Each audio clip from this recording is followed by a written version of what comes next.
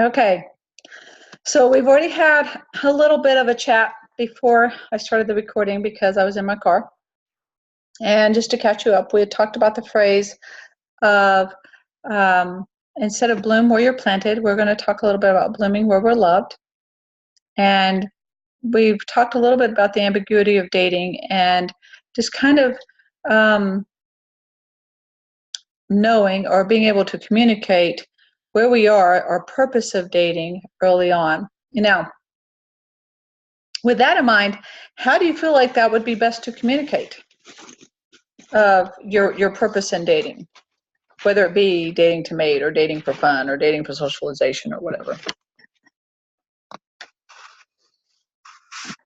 I'm just upfront with it, and I noticed that a lot of people, not a lot, but there are a good amount of people that are pretty upfront about it as well. Like they'll say, I'm not looking for anything serious. I'm just looking to meet people.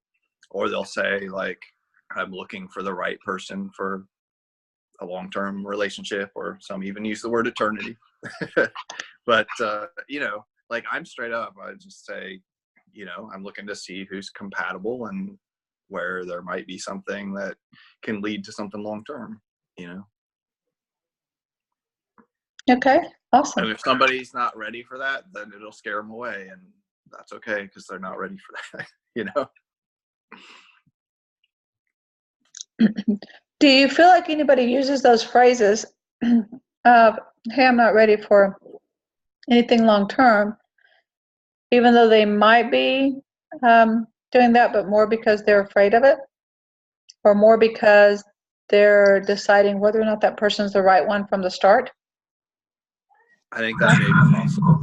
Yeah, I know I'm like that. I'll be like, oh, I'm really super busy and I'm not exactly sure what I'm looking for yet.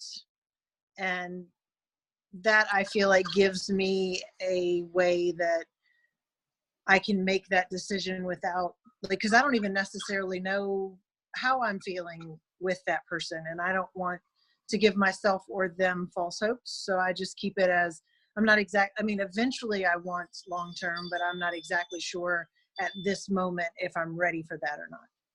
And my biggest thing about it is not trusting somebody else, but trusting me to respond in a way that's healthy and that's healthy, because that would be different than what I've done in other relationships. I know I can successfully get through it single and with my friends and my family, but how am I going to be able to do when I'm in a serious relationship? And since I've not had a serious relationship to try that out on, it's really scary for me. Have I healed enough?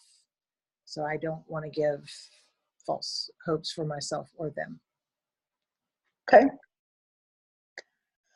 Anyone else want to share their thoughts on that?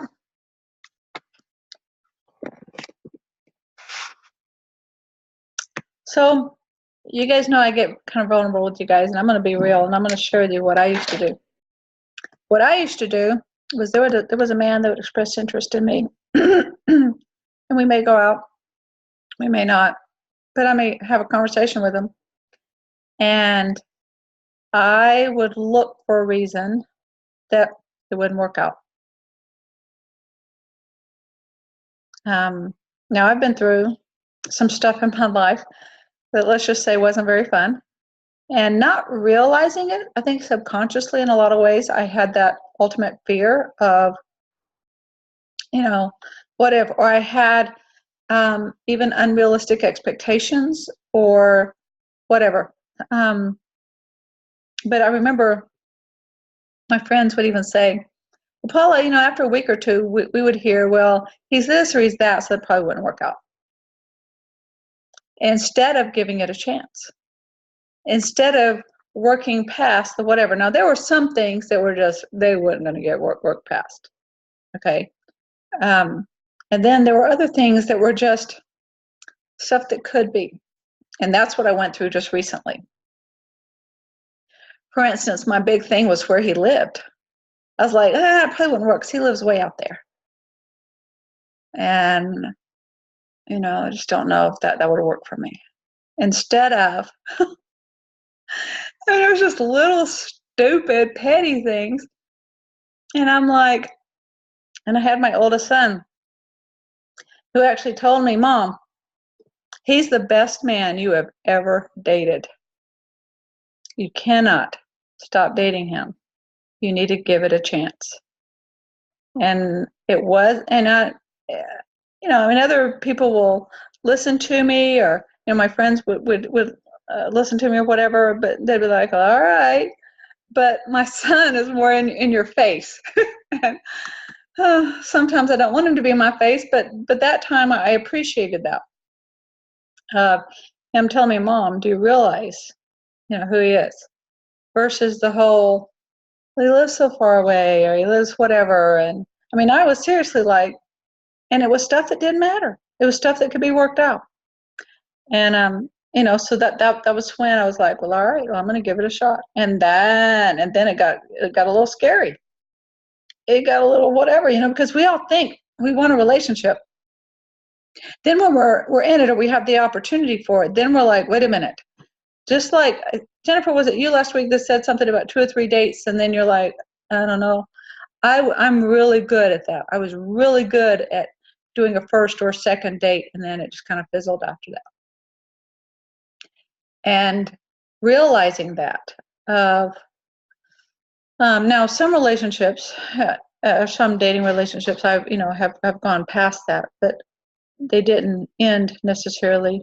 I mean, they ended. It didn't work out, and it was fine. It was amicable and whatever, but it wasn't. It's just something I think we're all in just different headspace of dating. And whereas we can feel and we can think, okay, well, we're in this family church and we want to be married because, it's the Lord's way. For those of us that do want to be married and whatever, but are we putting ourselves in a position of, well, I know what I want this time, and this, and this criteria must be met, or it's just not going to happen. And are those expectations realistic? I've had to fine-tune mine through the years. I did early on. I said, someone's going to have to go out with me 5 times before I'll kiss them, or I'll let them hold my hand. And I had a lot of people, especially men, Paula, you're crazy. No one's going to do that. And they were right. But that's okay. Then I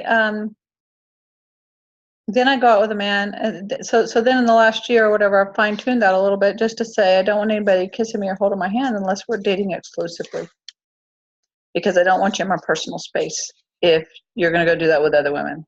That's just not my thing, right? And that one I wasn't going to budge on. And finding a man that would respect that boundary, to me, was a good thing. And it's actually kind of huge, because I have met some that will say that they will try to talk me out of it, that will try to justify it, that will try to go, it's not that big of a deal. It's okay to do that. And for me it is, it's a big deal.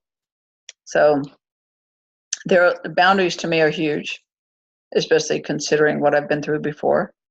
And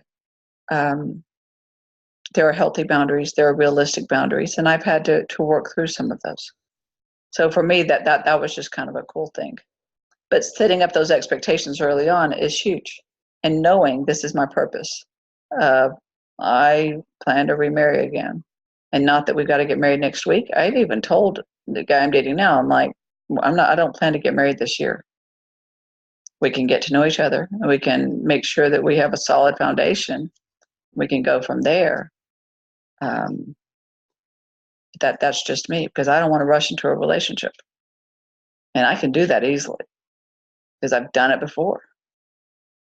And that was my previous marriages, and I don't want to do that again. I want to do it different, because what I did before didn't work. I want to make sure this works. Experience is a great teacher, and there's a lot we can learn from that. But it was interesting to me in going through this, wanting a relationship, right? And wanting to date and whatever, but then still feeling like, well, I can nitpick it to death, or I can give this guy a shot.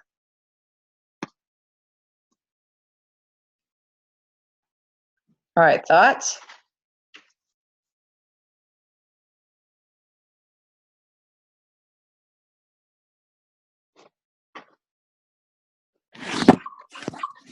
I think healthy boundaries are very important, and kind of to your point, not everybody's boundaries are the same. So it's about finding what your boundaries are and setting those expectations. And, you know, having, like you said, finding somebody who will respect your boundaries is an important thing. You know, and I also find though, like as far as kind of the nitpick thing, it kind of goes that way with your like boundaries. Like you said, like you were like, it's gonna be 5 dates before I hold somebody's hand or kiss them, or you find that you have to be like flexible about that, not because somebody else is pressuring you to, but just because, you know, I mean, everybody's different and every relationship is different, you know, and so that may work with some, and then some of them you're like, you know what, I don't need to enforce this. You know, like it's okay. I feel I have a comfort level here, you know. Awesome. Any other thoughts on that?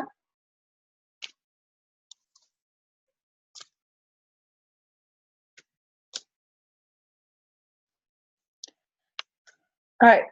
So let's back up a little bit and let's talk about how do we let somebody know that we're interested? Any thoughts on that one? It's a fun topic to talk about.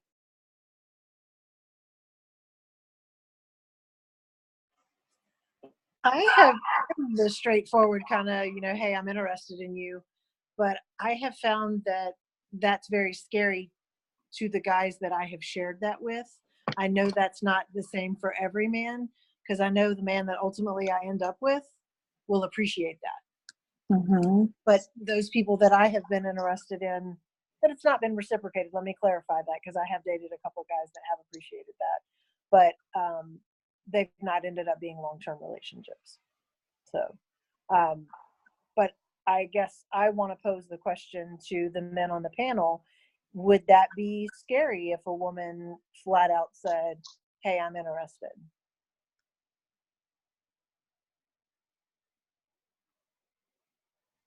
To me, no, but that's just because that's the way I am. I'm just very straightforward. So I would appreciate that. But I know there are guys who, you know, that's a little forward for them. So I think it just depends on the guy. Is it because it's forward though, or is it because they may not know how to tell you in a healthy way that they're not interested back? It could be either, depending on the guy. I mean, yeah, some guys don't know how to respond, and then other guys are more traditional and they want to be like the pursuer, you know. And for me, like, it doesn't matter who initiates it, like, because I look at it this way. So if two people are interested in each other, there's 4 outcomes. Both make some sort of signal, and then they get together. One of them, you know, the man makes a signal or the woman makes a signal, and that still gives them a chance to get together. But if neither of them makes a move, then they're never going to get together. So somebody's got to do something. And, you know, if you really like somebody, go for it. That's just what I say, though. But yes, there are some guys who either don't know how to respond or just feel like it's the man's job to pursue or whatever. Thank you, Brian. All right, I know we got a couple other men on the panel too. Anyone else want to answer that question? Would that make you feel uncomfortable?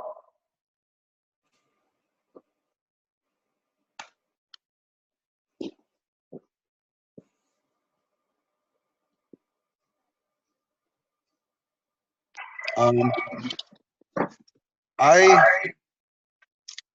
like to flirt. I'm You, incorrigible. you like the what? I like to flirt. I'm an incorrigible flirt.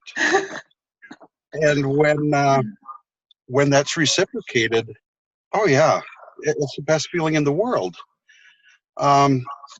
Talking about Jennifer's question, I'm also very, very open to, honest discussion. So, I mean, if a woman comes to me and says, hey, I'm interested, obviously it's going to be, I don't know if those feelings are reciprocal at that time, but I appreciate that openness. I haven't always been that way. It used to be a lot of game playing. And as I've gotten older, and I'd like to think I've matured a little bit, those things have taken a greater importance in my life. I'm not worried because I'm 53 years old and not worried that I'm never going to get married again. But I appreciate that honesty, the cut to the chase mentality. So I'm not afraid of that. Sometimes I might be afraid of what it makes me feel, but in that interpersonal transaction, no, I'm good with it. Would you feel kind of on the spot? It really depends on where it is. What kind of environment you're in when it happens, and if I'm blindsided by it, or hey, I'm kind of expecting that, hey, I think she likes me, but when that's definitely given out there, that's not going to scare me off. Thank you. You're welcome. All right. I think we got Fred and Josh. Any of you want to comment?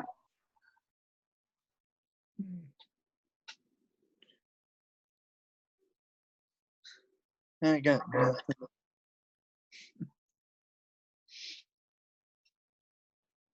What's the question?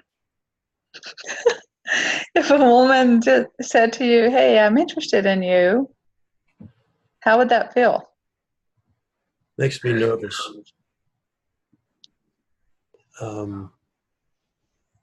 Makes me a little anxious and thinking, well, I don't. And I'm in a place in my life right now. I'm trying to figure out which direction to go. So the last thing I want to do is hurt somebody's feelings. That's always been an issue I've had, or with myself. And when I hear that question, I immediately go, "You want to marry me?" And because I hear that so much from people, and so that makes me nervous. But it shouldn't be. It shouldn't be. It's very flattering for someone to say that, and I think it's makes you really feel good. I think, like Pat said, you nothing like a compliment. Say, hey, I'm interested in getting to know you better. So I certainly wouldn't tell someone not to do that. Is that what you're asking? I don't think you're going to scare anybody away that's worth having, or it's, if you scared me away, then, I'm not for you anyway, or vice versa. My loss, probably. So, Jennifer, the timing of it, how soon do you generally say that to a man? Well, for starters, I'm not always that bold. So let's just say that everybody thinks I am. They think I'm wide open. But I'm really nervous around guys because I am so unsure about how I want to move forward. And so I don't want to tell somebody, like the last guy that I was going on dates with, I let him know that I was starting to like him. And he took that to mean that I was ready to be in a serious relationship.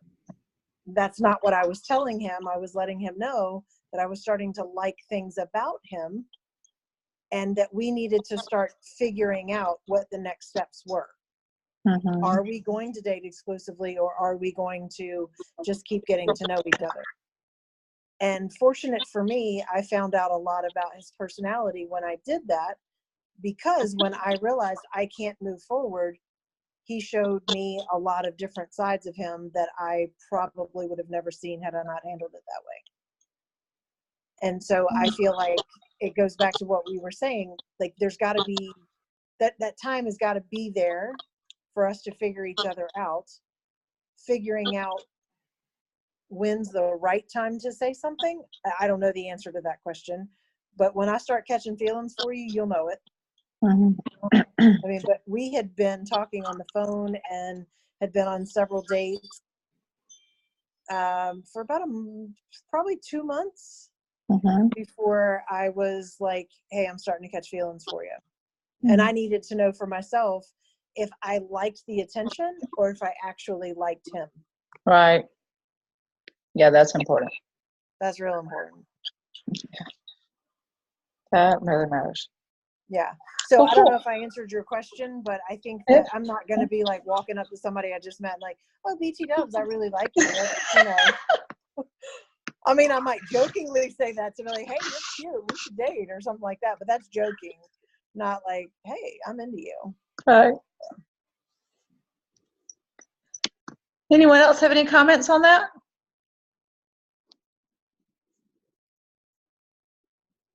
So I've mentioned this before that I really enjoy listening to some of the relationship gurus on YouTube. Matthew Hussey's one of my favorite ones. And something that I've learned is that men like to keep it fun in the beginning. They want to see themselves with you, and if you're fun, they're going to be more attracted to you. Fun does not come natural for me. It just does not. I've always felt like I needed somebody to kind of draw that out of me because I'm more about getting things done, about making it happen, and I got a lot of stuff to do, right? Being responsible and whatever. So fun is something that I generally have to plan. Not always a great thing to think about. But in the last couple of years, I've gotten a little bit better about being responsible, about being, not responsible, but more fun. And so Matthew who? I don't know what you're talking about. Anyway, so Hussey. Oh, sorry, yeah, Matthew Hussey. Matthew Hussey, Hussey. He's I think he's from the UK, and anyway, so he talks about keeping it fun, and you want to keep it real, and you don't want to lead on a man that you don't want to that you don't think there's a potential interest in. But the thing is I think too many people want to just kind of plan it out from the start. Too many people want to see the end from the beginning instead of enjoying the journey along the way. And like for me to set a boundary of I'm going to date somebody or I'm going to know somebody like 6 months, and get to know them, at least lay a foundation of that. I'm not going to rush into something. I'm going to take some time in getting to know somebody. I'm okay with dating somebody exclusively. I'm okay with getting to know them, but you put some time into it. And with somebody okay with respecting that boundary. And that works for me. It's scary, but it works for me.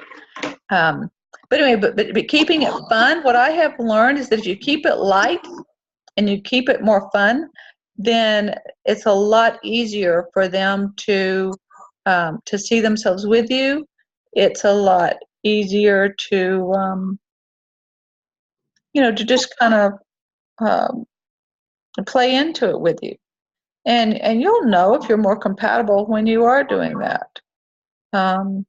So yeah, and whether you start something or he starts something, or maybe you're just joking around or whatever, but just keep it light fun. Too many people want to be like, okay, I'm going to lay it all on the line and here, full disclosure, tell you like it is. Do you want to date me? Be like, people know. Just don't do that. You do not want to be talking about all your stuff and all your negative baggage or whatever you want to call it right off the bat. You just don't do it. You keep it light, keep it fun, and you just talk. You just get to know them and just have fun with them and keep it light. You keep it at surface level for at least the first date. Or if you want to get a little deeper, you can talk about the F.O.R.D method of the family, occupation, recreation, and your dreams.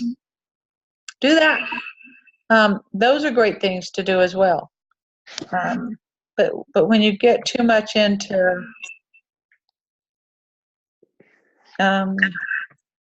all the serious stuff too fast. It's like planting a plant. Have I talked to you guys about this before? Maybe planting a seed in some dirt and we'll make this plant grow, right? So that first meeting is like planting a seed. And if you start dumping a 50-pound bag of fertilizer and you keep dumping 5 gallons of water on it and you keep leaving it out in the sun for whatever, you're going to kill it before it even has a chance to get started. It's the same thing with a relationship. If you start smothering it with, let me throw all this at you, all my negative stuff right off the bat, then it will be more of a challenge to keep somebody to have their interest, because we call that oversharing. You just don't overshare on your first date. You don't have to talk about your ex on the first date. I'd rather you not. I'm sure they would rather you not. It's just not important. You're just going to get to know them. See if you want a second date. If it gets past the second date, then bring more stuff up. But everybody doesn't need to know your stuff. And you definitely don't need to know it on the first date. And if you can be compatible just talking about your family, your occupation, your recreation, your dreams on the first and second date, then you've got a better chance of moving forward than some of the other stuff. I've got some pretty heavy stuff that, it's in my past, and that's fine as part of my story. But I don't share that with everybody. And I want to make sure that, we go whatever. Normally, I start out first talking about the fact that I've got a son with Asperger's. Most men can't get past that one. You can't get past that. The rest of it's not going to matter, Or the fact that I've been married 3 times. Some men have an issue with that, and that's fine. There's nothing wrong with that. But again, I've got worse stuff to deal with than that. And so I've just learned to give them a little bit at a time. And generally by the 5th date, they know it all, or know enough of my stuff that they'll know if they want to continue in an exclusive relationship with me or not. Most men have not made it that far. So anyway, it's just been a little different with that. So what are your thoughts on keeping it light and fun? What do you think would be a great example of that, or how would you do that?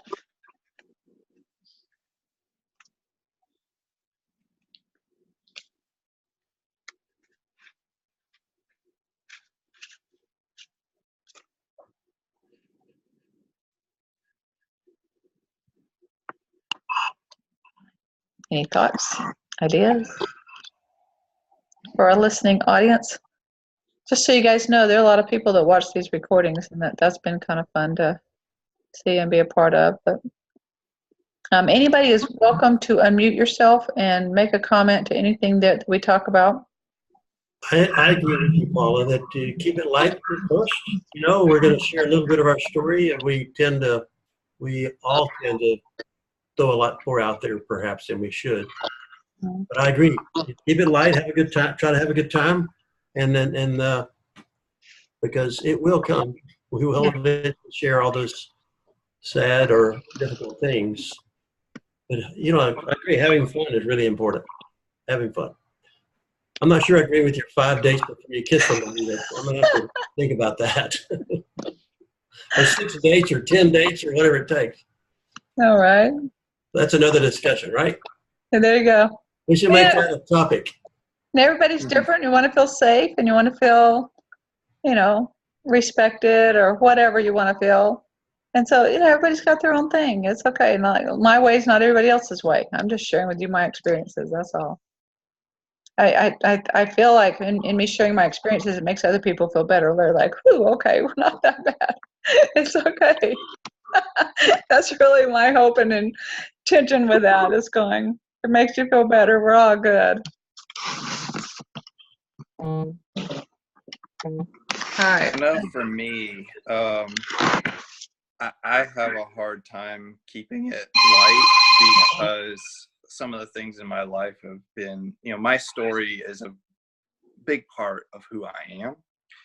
So, on those first couple of dates, in order to keep it lighter, I just like to plan something really fun, you know, whether it's, you know, going for a hike somewhere or going to like main event and doing, you know, bowling and the obstacle course and laser tag, you know, keeping the activities fun helps me personally, just because like I don't know, I'm not the most you know, I'm not always cracking jokes, and you know, I don't have a bubbly personality, you know, so keeping things light is something of a struggle for me. So kind of focusing more on the activities helps me.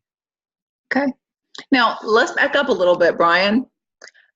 Before you get to that date, how do you approach the fun part of flirting or getting to know somebody or making that initial contact of interest?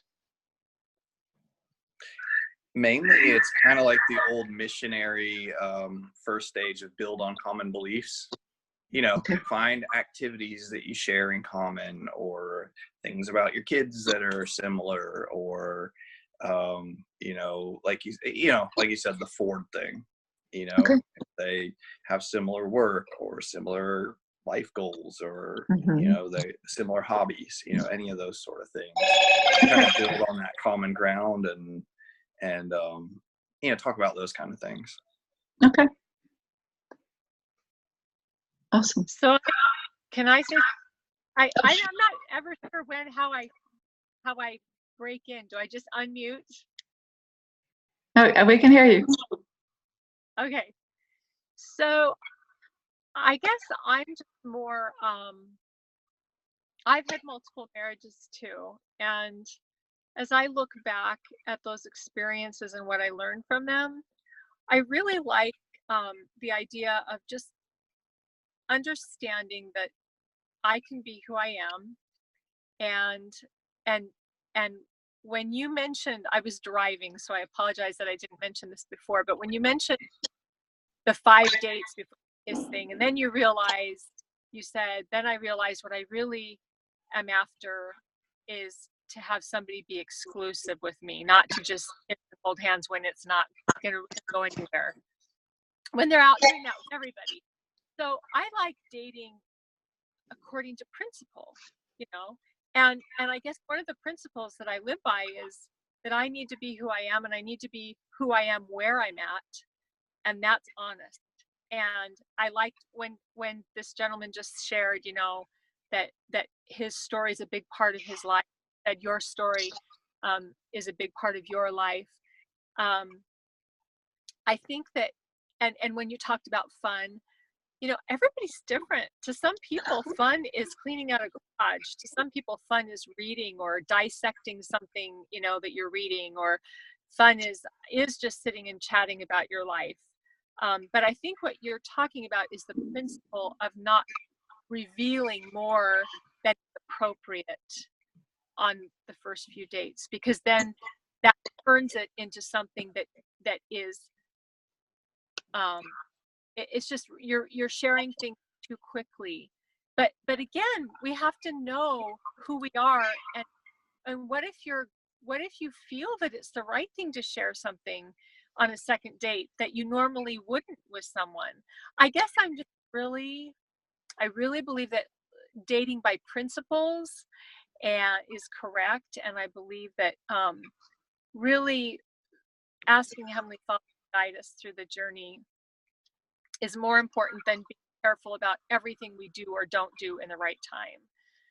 So I just think that and I'm new to this, so you guys have probably talked about that a zillion times, but I just find that I want to be who I am. And if I'm a more serious person, or I'm a more playful person, I like to get out and go bowling more or go miniature golfing. That's what I enjoy more than sitting and reading or sitting and discussing something.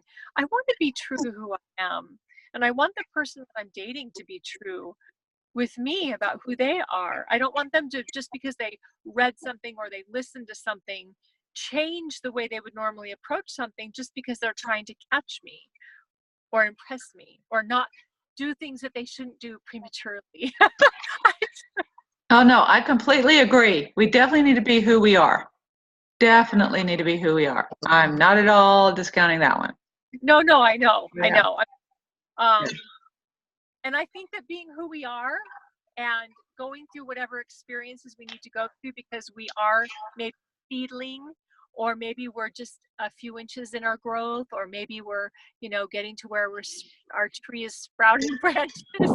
I guess it's okay. It's okay to be who we are, where we're at. We don't need to impress anybody. We don't need to manipulate things, but we can just enjoy the journey. Definitely. I love it. Thank you, Jill. That's awesome. Jennifer, did you have a comment? Jennifer Glover? Did you have a No, comment? Okay. I just agree. What was that? I just agree with what she's saying. Okay, awesome. Yeah, I saw that you were unmuted, so I wanted to make sure if you were. Okay, anybody else have comments to that? Lots of great thoughts here, you guys. You guys are awesome.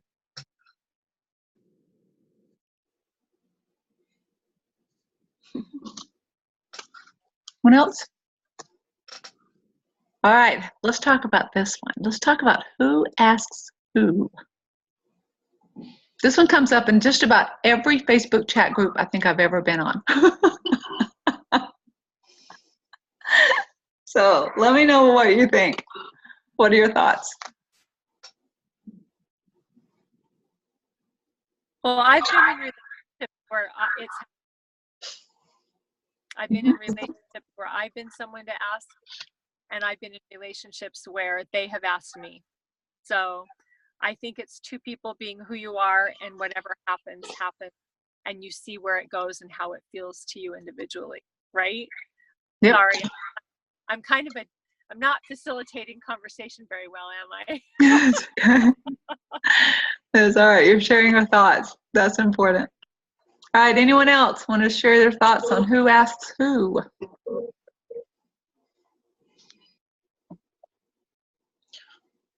I think it just, for me, it doesn't matter. Either way, I mean, either both people are going to be interested, or only one's going to be interested. And whoever's interested is going to be the one asking. And, if the other person has interest, they're going to be receptive to it. And if they don't, then they won't. I mean, if you're interested in somebody and you never make a move, and they don't ever make a move, then I had a crush on this girl in high school for a year and a half, and I never asked her out, never did anything. And ever since then, I've been like, it bothered me for years after that, Right. like just not knowing. I'd rather just know. And so I've learned that, like, if I have interest in somebody, I may not just come up and be like, hey, you want to go out? But I'm going to express interest and see if there's any receptiveness there, because I would rather get shot down than not know. If I get rejected, okay, at least I know, and I move on, and I can either be friends with that person or, not have any sort of relationship with that person. But then it's my choice. How I react to that rejection is my choice. But if I don't ever ask, then, I never get to know. Mm-hmm. Now, Brian, how would you feel if a woman came up to you and said, hey, Brian, let's go to dinner on Friday? Or would you go to dinner with me on Friday? How would that make you feel? It's the same thing. Like if a guy asks a woman, and she's either interested or she's not, either way, like, I think it takes a lot of courage. And, if I'm interested, I'll be like, oh yeah, sure. And the reason I ask is because traditionally, when a man asks a woman, he will generally pick her up and pay for the date. Am I right? Anybody else want to dispute that? Okay. So if she asks you, then what? Who does what? I have never had that happen. So generally, well, I would say this. Usually with women, it's less specific. It's more, hey, we should get together and do something sometime. Like, when's good for you? Or like, does that sound good to you? Would you like to do something? Something like that, where it's not like, let's go to dinner this day. You know what I mean? And then, like, it kind of puts the ball in the guy's court to say, yeah, I'm free Friday. Why don't I pick you up? Or something like that, you know? Mm-hmm. Paula, Hey, I have an Personally, I've opinion. always paid on the first date. I haven't really thought of anything else being an option, but so that's just me. okay. Jennifer? Paula, I actually have a pretty strong opinion on this. Mhm. I do too, but I want I to have hear a what lot it of is. strong opinions. Yeah. But That's why I love you being on my panel. I think that a woman can ask a man out just as easy as a man can ask a woman out. I think that it doesn't really matter who pays for what, but I have learned, I'm also a huge Matthew Hussey fan, that I have always been uncomfortable with women that expect the man to pay for everything. In the LDS culture, and I tend to date only LDS men,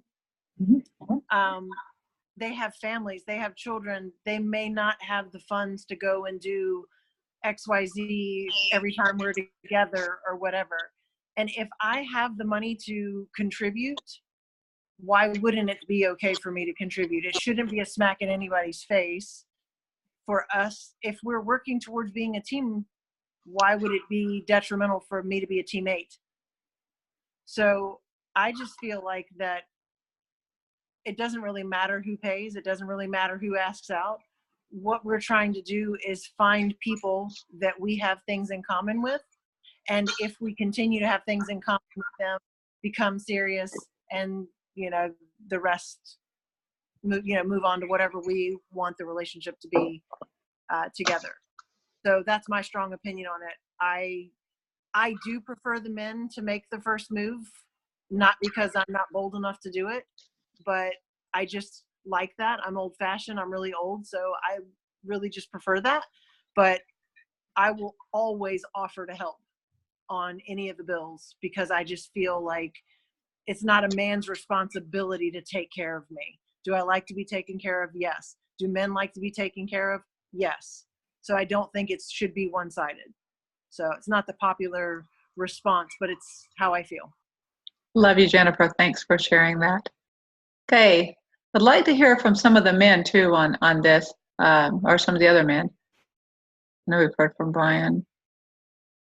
I'm another man. Thank you, Fred. Let me ask you this question. First of all, I don't have any problem with a woman asking me somewhere to go, and I'll probably go.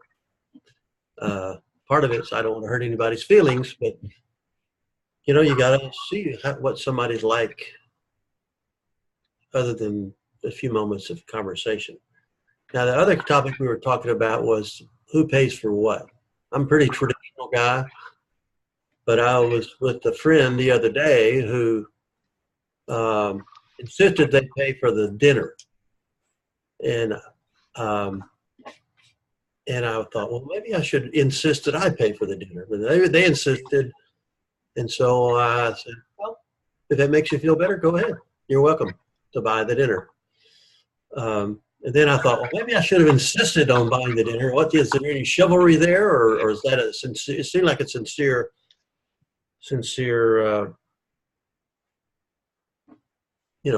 desire on that person's part to pay for the dinner. And I just said, fine, if that makes you feel better, it's good. You can do that. Go ahead. I will if you want me to. I'm in a situation where it's not a problem. So. What is a woman playing games when they're saying, well, I'll buy dinner? Or is that? Probably depends on the woman. Well, I took it as a sincere effort to not be, is there ever a sense of feeling obligated towards men if they do something for you, ladies? Ooh, there's a good question.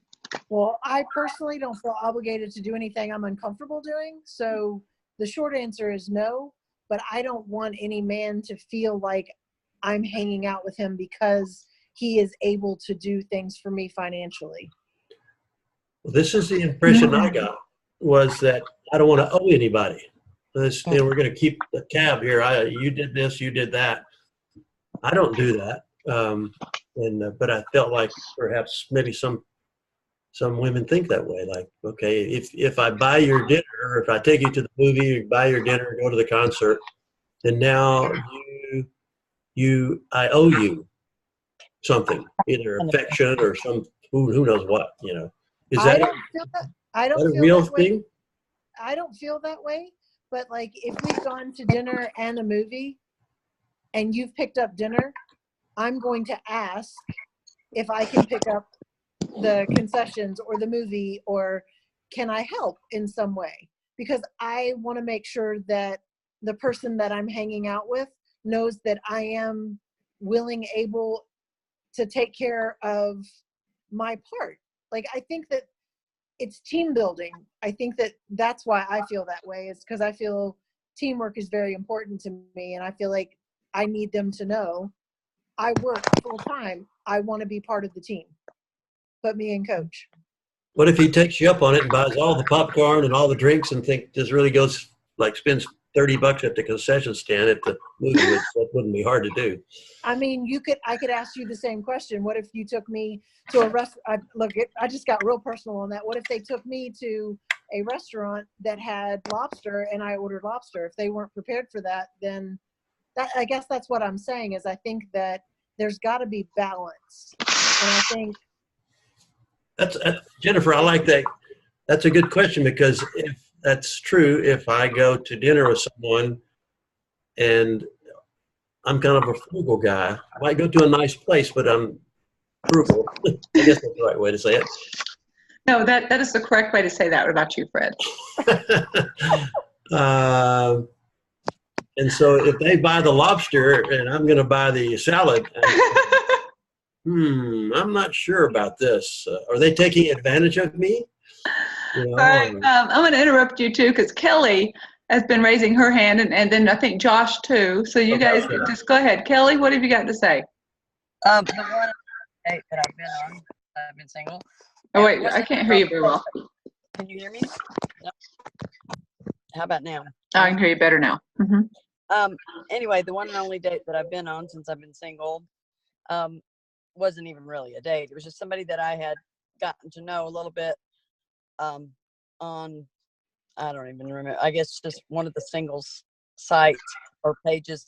But I was in town, it's when I was living in Texas, and I was here, and so I asked him, well, let's get together when I'm in town, go grab a bite to eat, and get to know each other. And so I felt responsible to foot the bill, since it was my idea and my invitation. And, and he offered to pay because that's the gentlemanly thing to do. And I said, no, this was my idea. So is that intimidating? I didn't know where all of this kind of almost seems like game playing or something to me. Just, okay, if you pay, then you owe me something, or I don't know. This just sounds weird. Okay. So I'm going to share with you guys my viewpoint and all the self-help books I've read and all the relationship books and all the relationship gurus I've listened to. Because I've also listened to Helena Hart. I don't know if you guys are familiar with her, H-A-R-T. And again, not a member of the church, don't agree with the whole premarital stuff that they got going on. One of them, there's some stuff there. I'm like, I'm not even listening to this one, but there are others that are really good points. So you just have to glean from it, people. Whatever applies to you and whatever resonates with you. But something I have learned is that the answer to that question is this. It depends on what type of relationship you want to have with that person long term. Now, that's kind of a vague answer, right? Because it's really individual. And it's really something that's a little bit more personal, with different people have different reasons for whatever. So, for instance, the Lord made us all a certain way. They made men and women different, thankfully. We're not all the same. We don't have similar roles. We don't have, well, we have similar, but I mean, like we don't have the same roles. We don't have the same inherent desires or inherent roles to play in this world. Let's just say that. And men naturally, by nature, the way God made them, to be hunters, right? And not that we are the hunted, but it is more natural for a man to pursue the woman. And when it doesn't happen that way, generally, in the man's psyche, they're a little confused. It's a little like, did you guys see Brian's reaction when I asked him, what if a woman asked you this? I loved his facial reaction. It was just like, oh, I don't know. Never had to deal with that. It was a little different. It was like, wait a minute, what would I do in that situation, right? Because it confuses them. That's not their role. And not all men are that way, okay? But the general population of men are. And the general population of men inherently feel that they need to provide. The general population of men feel that they need to protect. One of the biggest compliments you can give a man is, I feel safe with you. Am I right, men? Right? One of the biggest, now you don't want to throw that around though. You got to mean it. If you're going to say something like that, mean it. Any compliment you give anybody, just mean it. Don't just say it willy-nilly. Another thing you can do is just compliment them on, we talked about the what not to say, I don't know, a couple months ago. So don't tell them they're sweet, right? You don't want to like put them in the friend zone if you don't want to put them in the friend zone. But tell them, hey, you're so much fun. Or I really like that you did this, or I appreciate this, or whatever. Show value to them as a woman, right? Now, for men, I'm in so many Facebook groups. It's like ridiculous. I've turned off most of the notifications to them because otherwise it just blow up my phone all day. But I do sometimes just read through them just to glean from what people are thinking that are single adults in the church. And it's just been fascinating to me. And because we're all at different stages of our singleness and we're all coming from different directions, but so many want a very valuable relationship. So what to say and how to treat somebody and how to do whatever, there's so many other discussions you can have. But the answer to that question of who asks who, it depends on what type of relationship you want to have. I love the approach that Brian gave the example of as, hey, it'd be so fun to go do something with you sometime. That totally it makes it so much easier for the man to come back to ask you out if he wants to go out with you. If he doesn't, he can say something like, you know what, I am just so busy. I am just swamped with work. I'm just never have any free time. My social life's just kind of, in a hole right now. Nice way of getting out of that. If he doesn't want to go out with you. If he does, oh man, yeah, that would be totally fun. Let's go do whatever. Just like Brian gave the example of. That could be totally fun. Now, Jennifer, with that said, that does not discount at all what you said. Because, if you are okay, if you like asking someone out and you want to pay for the meal or offer to pay or whatever, and Matthew Hussey does suggest that you offer to pay. And that's a great suggestion because you don't want him to feel obligated. Matthew said that, though. I know, right? I'll bet you were. Yeah, that's awesome, right? But yeah, it is something to be able to at least offer, to be able to do something if that's something that you want to do. Somebody in one of the chat groups recently said something about, we need more men to do this, that, and the other. And one of them was opening doors and asking out for dates instead of whatever, and about feminism kind of thing. And my reply to that is, you're going to be treated the way you expect to be treated. If you want a door open for you, wait for it. You sit in that car until they come open the door. You stand by that door until they come open it for you. Whatever. If you want a door open for you, wait for it. Don't expect them to say, hey, wait here, I'm going to come open the door for you. Let them get out of the car. Let them see you waiting in the car. If they don't come get you, there's probably not going to be a second date. Right? Like, you will be treated the way you expect to be treated. We don't get what we deserve. We get what we believe we deserve. That self-talk that we talked about before, that's highly important. You're going to be treated that way. It's important that you're able to be in a healthy place to be able to have a healthy relationship. If you're not in a healthy place with yourself, mentally, spiritually, whatever, it's less likely that you will have a healthy relationship. Not saying it's not impossible, or not, that it's not possible. I'm just saying that you are more likely to have a healthy relationship if you're in a healthy relationship with who you are and you're good about who you are. Any comments on any of that?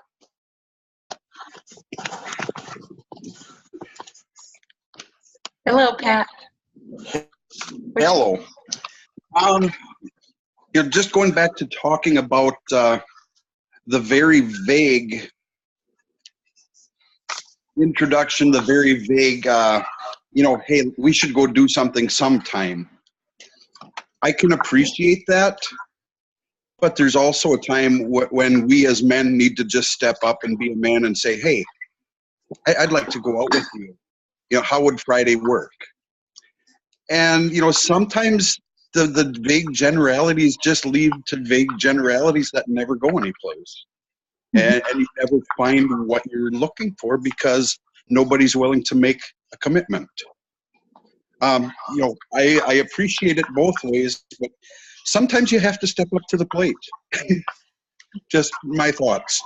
No, that and again, it's dependent on what type of relationships you want, and that would be the kind of relationship you'd want, right? Mm-hmm. You'd want somebody to just wait and say, hey, whatever. So yeah. Okay, so any other thoughts on that? Thanks for sharing that with us. Yeah, I think we got to remember that we're setting up this relationship, and all these things that we're doing in the beginning is what they are going to expect along the way. Great, thank you. Anyone else? Going back to something like Jennifer said, as far as, who pays and how to work in ways like that. Like she was talking about, if he pays for dinner, offer to pay for concessions at the movie. Something that I've had happen is, I've paid for dinner, like gone to pay for dinner, and they've been like, hey, you're paying for dinner, let me get the tip. Because then it's something that's less like intimidating for the guy. It still makes him feel like he's doing it. Another thing is, if you've gone on a couple dates and there's expectation for more dates, if the girl is like, hey, what are you doing Friday? Like, do you want to get together and do something? And if he's like, yeah, hey, let me, there's this concert that I want to go to. Let me get tickets for us. Because then it's less about her like buying the tickets. It's more about, I want to plan this date. And so that's a way for her to kind of, put the money out there without like saying, I want to pay for that. You know what I mean? Mm-hmm. Yeah. So those are like a few ways to kind of like, let the guy be the hunter, like you were talking about, but right. Still contribute, So that would be more comfortable to you after you guys have gone on a couple of dates. Is that what you're saying? Like the concert thing, but like yeah. Even on the first date, if she offers to pay for the tip or offers to pay for the concessions at a movie or something like that, that would be comfortable for me too. Yeah. Okay. Awesome. All right. So let me go back. I brought up Helena Hart. Now, Helena Hart, again, I think she's a therapist or something, and she specializes in relationships. And she talks a lot about feminine energy and masculine energy. And this was something I had to work on, because masculine energy traditionally is the leadership role, is the power, is the, in charge kind of personality, right? Well, I can take that on in a heartbeat like no tomorrow, right? It's the reason I'm the Atlanta regional rep for single adults. And there, it's a lot of responsibility and a lot of people that I have stewardship over and whatever, right? So, and I love it. I totally have fun with it. But what I realized, and I remember talking to a friend of mine, oh my goodness, probably 2 or 3 years ago now. And I said, I got to do something, because I'm realizing I've lost my femininity. Like, I'm coming across like I'm in charge, and nobody's approaching me except to say, hey, do you know that woman over there? Do you think I could get her number? Like I was just information, right? I'm like, okay, something's wrong with this picture.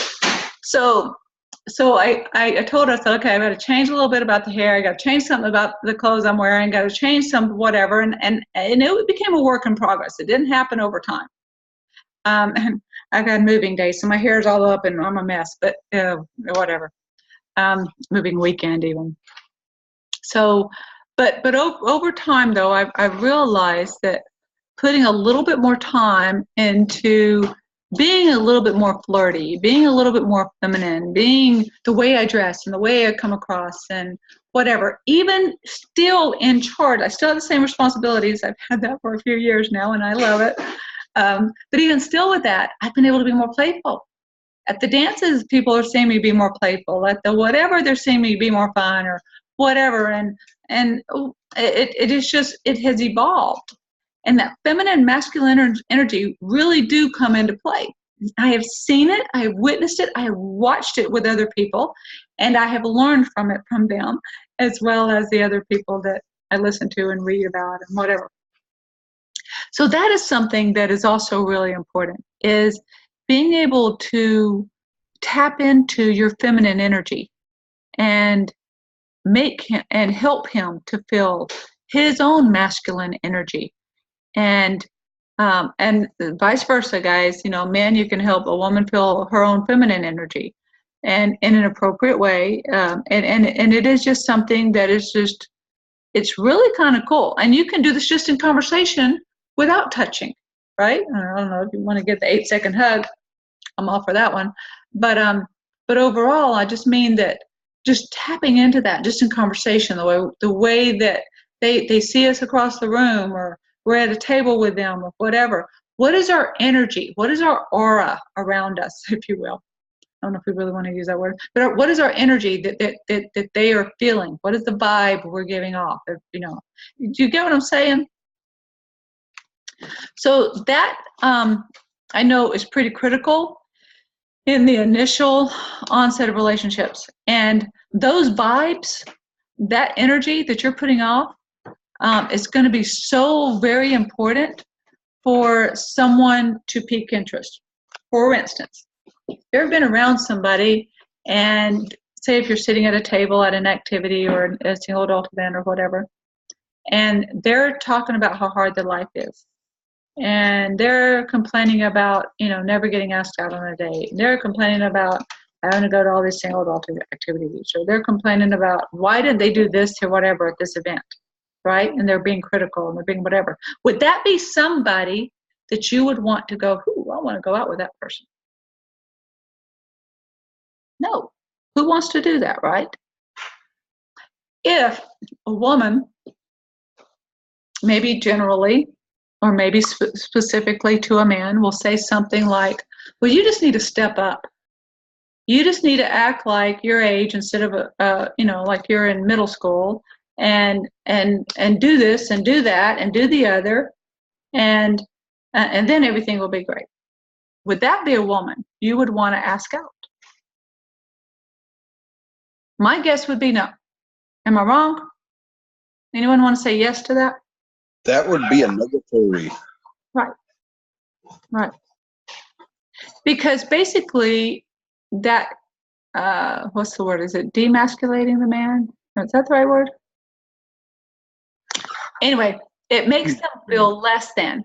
We don't want to feel less than as a woman. We don't want to feel like we're a little girl or we're, not good enough or whatever, right? Don't do that to them. Nobody wants to be around somebody critical. Remember when I was talking about that fun factor? That's huge. When you're first meeting somebody, if you're a single adult event, check your responsibilities at the door. Check your baggage at the door. When you walk in, just go to make a friend, go to have fun. You're not there to dump on a new person that you met. Now, if you've got a long-term friend and you're going through something tough, you go right ahead. I know, I love it when my friends do that for me, and I'm happy to spend time sitting at a dance or whatever, talking to them about whatever. I'm thrilled with that. But if you're meeting somebody for the first time, don't do that. Just don't. It won't go anywhere. It's another smothering with that 50-pound bag of fertilizer. You don't want to do that. Any comments on that?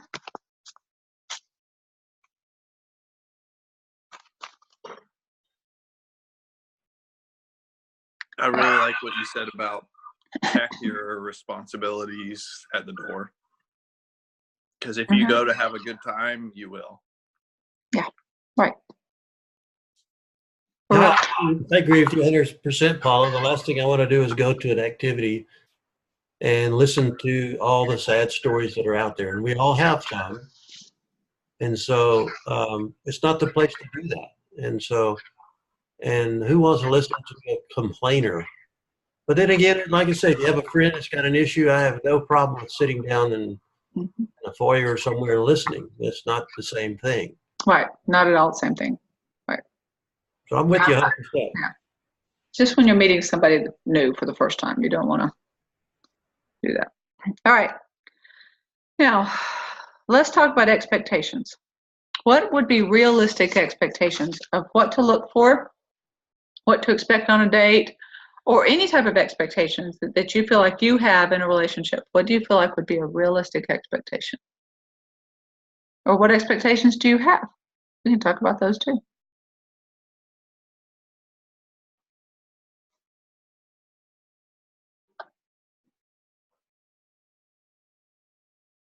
Come on, people. Unmute. Somebody talk.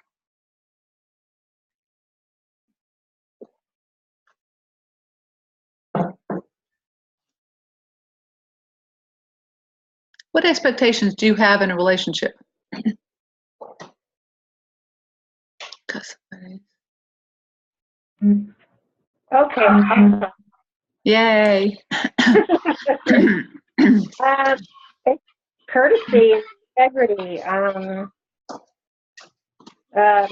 One thing, and I've said this a lot, is the dates I've had here. Am I causing that feedback? Are you what? Am I causing some feedback? I'm getting feedback. Okay, so are you on two different devices? Are you on nope. a phone and computer? Okay, yeah, then I don't know. As long as everybody else is listening. Just that a lot of the guys I've dated here are talkers and they never stop talking. I feel like I'm invisible. So, I think it's common sense. What we expect on a date is respect. A good fair share of talking and listening.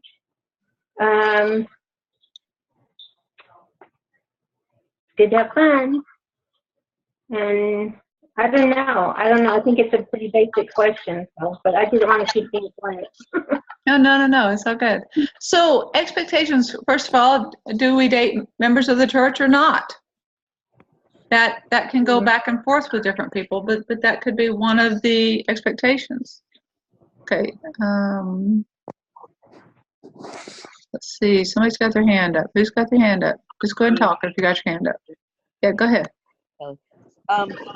Okay, I don't know if I call this an expectation, but it's something that I wouldn't want to see as negativity. I mean, I saw a show recently where these people met on kind of a setup date, and they were talking to each other about things that are the immediate, when they say this, then you just lose interest. And so some of those things were political, or towards talking about people with different sexual orientations or whatever. And then he said something about a single mom. The single mom always seems desperate, and she happened to be a single mom. So I think that my expectation, and for a while I thought I would want to date a widower, because most of the divorce guys that I have talked to say, they just bash their ex, or for in one way or another. So my expectation would be, like you said, check the baggage at the door, but not just about the ex or about your own story, but just your, I don't know. I mean, I think people need to be honest, but you don't want to. I would hate to see somebody coming up with some terrible opinionated things that are negative. I think it's just keeping it positive. Right. Yeah. Now, I'm all about venting. I vent, and we all have bad days, right? But what I have learned, one of my expectations is how somebody handles stress. We all have it, right? And we all react to it in different ways. So for me, one of my big things was how somebody handles stress. Not that my life is huge amount of stress, but I have my share of it just like everybody else does. And then, what is your attitude toward it? How do you handle it? How do you deal with it? Do you have a temper? I'm not going to be with somebody that's got a temper. I'm not going to be with somebody that is reactive, if you will. And you've got to be with them long enough to do that. What I have learned is that men or women that, let's just say, are not in a healthy place themselves to be able to have a healthy relationship, generally don't handle stress well. And they can usually fake it for the first couple months, but not long term. It's not something that that they feel like they can handle long term. I've got to plug up, charge my computer here. So,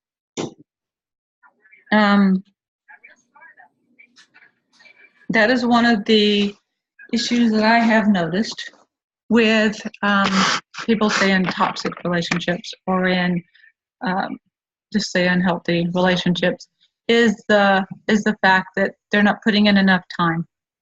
They're rushing it.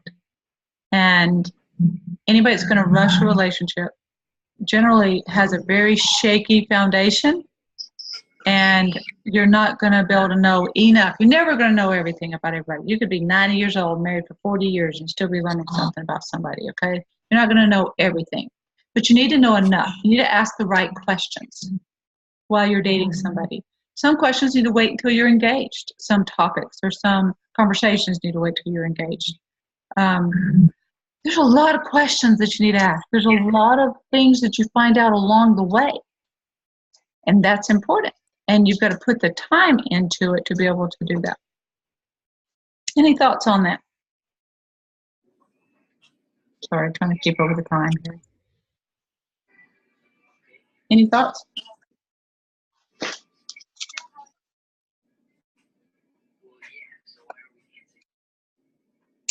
Right. A couple of other things I know that hold us back a lot is the fear and the anxiety about it. That was something that I was dealing with the guy I'm dating now, is the fear of it, the anxiety over it, the what if, stuff. Because we can what if ourselves to death. And the thing is being able to trust enough. You've got to pray about it. You got to feel good about it, right? And if you do, then you do. If you don't, then you don't. And you really, I think that's kind of black and white for most people, not all. Sometimes people will be like, I don't know what to do here.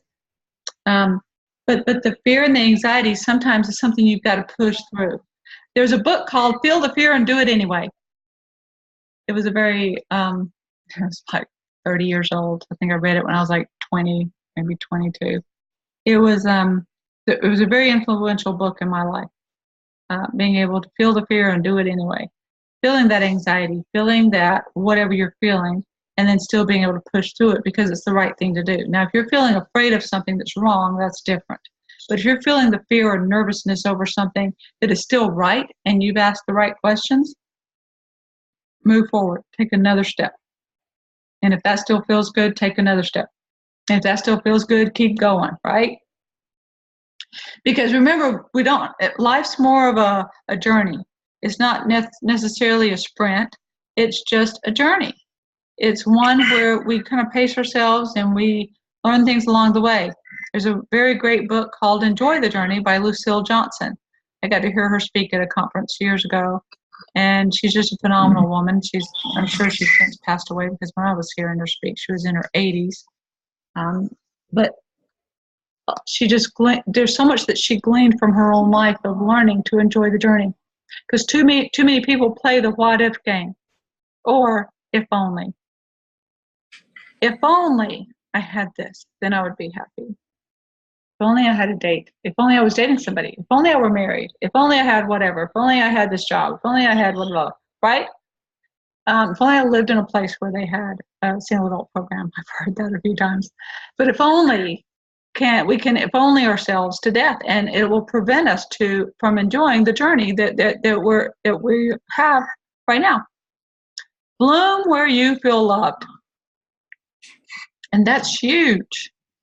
And I hope and pray that you guys are all in a place where you do feel loved. And I hope that you are all in a place where you're able to bloom and, become your best self. Anyone else want to share any thoughts?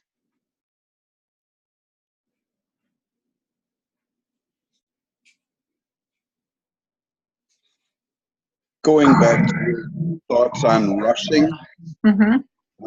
just brings to me a quote that I had read, and I don't even remember where it was. But basically it said, lust rushes in, love waits. Amen, amen. And I had to read that half a dozen times and roll it over and look at it upside down, and it's like, okay, I'm feeling that now. And it is true. It is true. When you don't feel like you're enough, hey, I got to strike while the iron's hot. I can't afford to wait. And that's a horrible mentality to have. Right. Forever's a long time. Eternity's a long time, people. If you can't wait past 2 or 3 months to marry somebody, you may sign up for more issues in the long run. Not that you will. There are some people who've gotten married quickly and are still blissfully happy years later. However, with remarriages, that is typically not the case. Not to say it can't happen. I'm just saying that generally that doesn't happen that way. In the time that I have been, even in Atlanta, I've seen people marry, divorce, and come back into it. And it's sad. And a lot of it was because it was rushed. Vicki, did you have any thought you wanted to share? Surely. Thank you very much. Uh-huh. I think these are great meetings that you're having. First of all, I won't date anyone who's not a member of the church, and I've heard a lot of back and forth on that, and everybody's different. I have to do what I can live with. And Right. stress factor, I want to ride with someone in a vehicle, and I want them to ride with me in a vehicle, because when you're in a vehicle, your life is in the other person's hands. And I drove 18-wheelers for going on 4 years, close to 4 years. And I worked at the DMV as an examiner for 2 years. And I can tell a lot about the person as to how they drive. It's just amazing what you can learn as to how they make decisions, whether or not they think things through, and how they watch others, and what they're going to do when they handle themselves as they're watching others. Interesting. Never thought about it that way. Thank you for sharing that. And I learned early on with single adult dances that I can learn a lot from a man in the way that he dances, or the way that he leads while he's dancing. And most men, it's pretty simple and we can flow, especially even if we're doing the little two-step, the rocking back and forth, I call it. Usually there's just a very easy flow with that. Most of the time we're good. Then there are others that feel a little awkward that, are not sure about their step or whatever. And it's not so easy. But I will never forget, I had an issue. I was out in Utah for a couple of years when I went back to BYU, and I'd gone to a dance. And I was dancing with a man. And he was not leading very well. But he was blaming me. He was telling me I was wearing the wrong shoes. He was telling me that I wasn't stepping right. I was whatever, and like pretty much the whole dance, he was criticizing how I was dancing. Now, I was still suffering from nice girl syndrome back then. I have since gotten over that. Wouldn't do that now. But I finished that dance with him, but dreaded like every minute of that dance. Like I could not wait for that dance to be over. Did not dance with him again either. But I just thought, oh my goodness, what I learned from that man though in that dance was huge. I knew there was never going to be another conversation with that man. If he's going to criticize me while I'm dancing or blaming my shoes, I'm like, are you kidding me? Whatever. But it has been. It's been just really eye-opening to me just to be able to find that out. So that was cool. But I appreciate you bringing up the driving thing.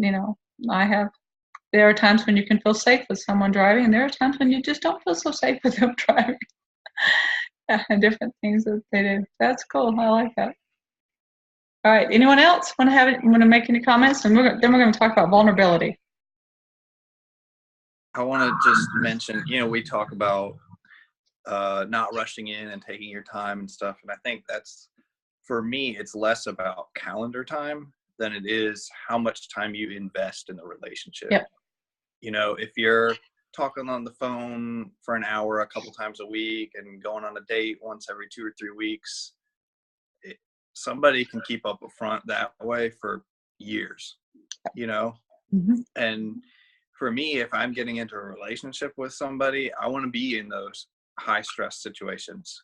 Like you said, that shows who they are, whether it's driving or dancing or, cooking dinner for a bunch of people or taking a bunch of kids to, the aquarium or something, and trying to keep track of them.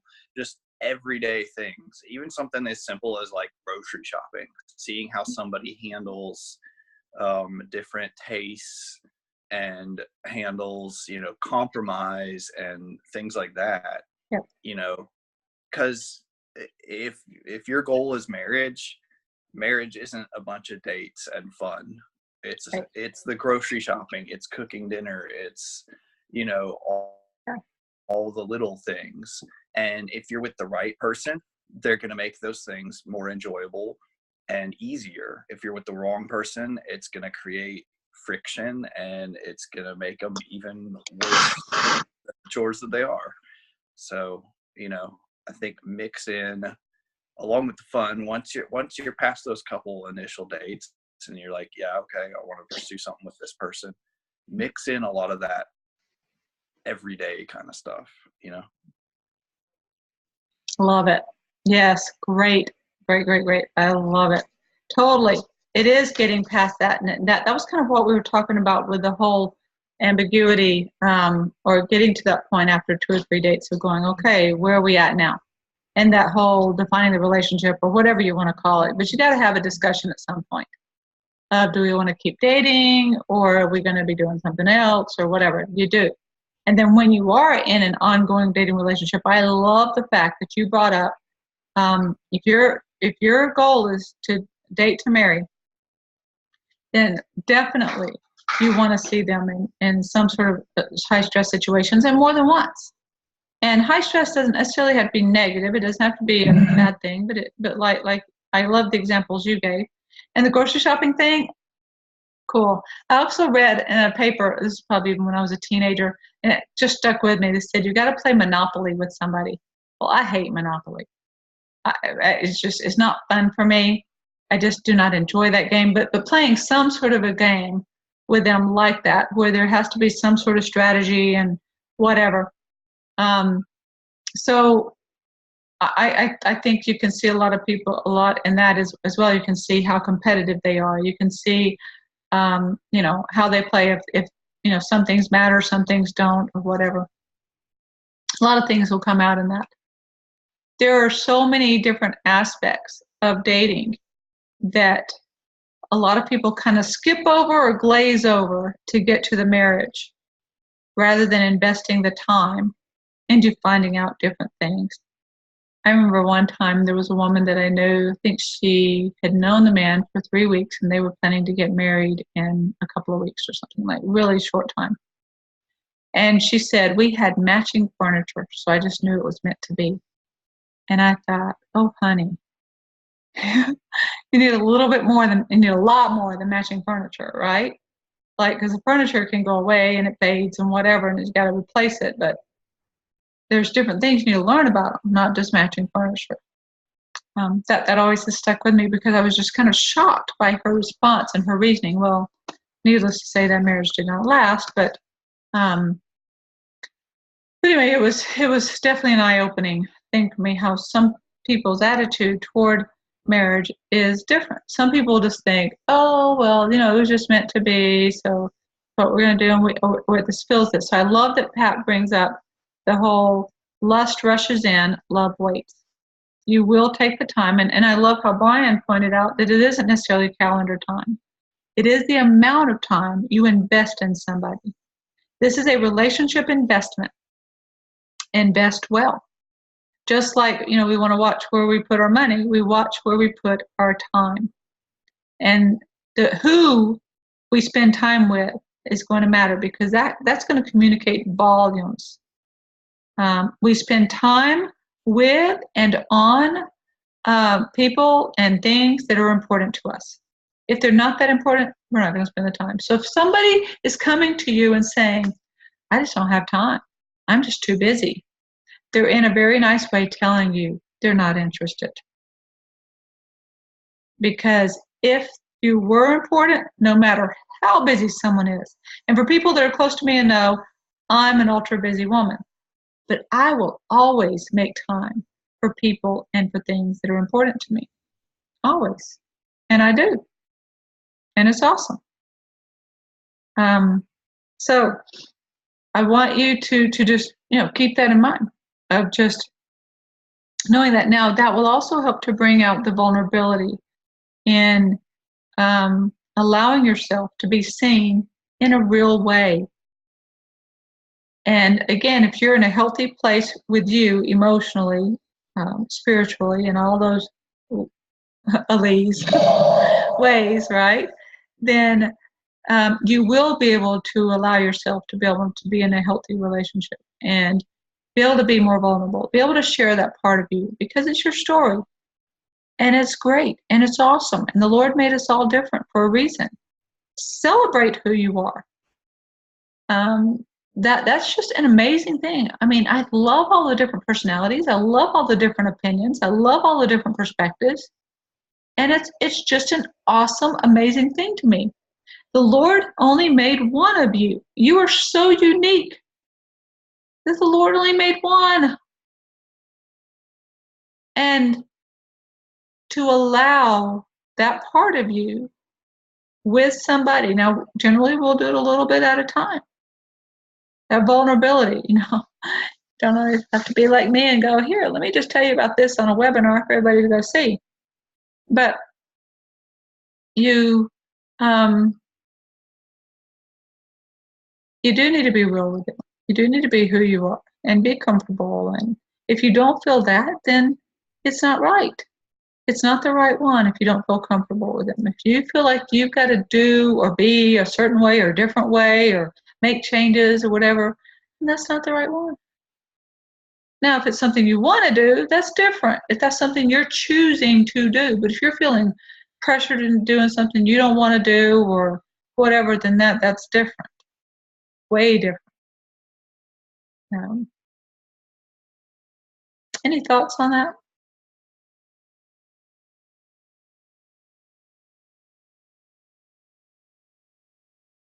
Any comments? Anybody want to share what they think about that? Are there any other thoughts or comments about dating? Because that's pretty much what I had for you for tonight.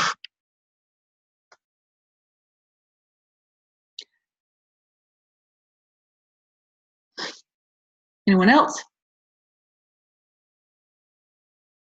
All right. Next week, we have a special Sunday night webinar. I'm really excited about it. So I had a request that we have different people who had met through a single adult event and are married, still married, and happily married. I'm also going to be inviting a couple that met at an event and are engaged. And I think they've known each other about a year. And we're going to be asking them some questions. We're going to be talking to them about what they've learned through their experiences, what they've learned to value, what their take on it all is. Because a lot of people have different perspectives on the single adult program. And in finding a relationship, a lot of people go for different reasons, right? Some do go to hopefully meet to find somebody to marry. But I've asked a few of them, I think I've asked 3 of them, 3 different couples who met at a single adult event to join us, and another one that's engaged. So we'll have 4 couples on, and we'll see what we can learn from them. Hopefully that will be something that you guys will get a lot out of and be able to enjoy. Sunday after that is Father's Day, and I will be doing a webinar that night on fathers, just like on Mother's Day I did one on mothers. And I am very excited about that one because I love talking about the value and the importance of fathers. So I'll be doing that. And then the last Sunday of June, I know there's a 4th Sunday, and I can't remember what we're talking about then, so I'm going to skip over that right now since I can't remember that. Sorry, I've got it written down, I think. But I know that the last Sunday, we're going to go back to the single adult program, and we're going to talk a little bit more about that and about different aspects of it and how we can get more out of it and what we can do to help, different aspects of it. Anyone else have any other comments or questions in the meantime?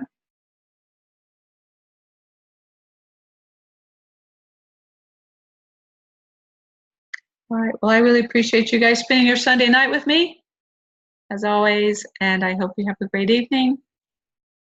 I think you're awesome. I really appreciate you, and I hope to see you soon. Talk to you later.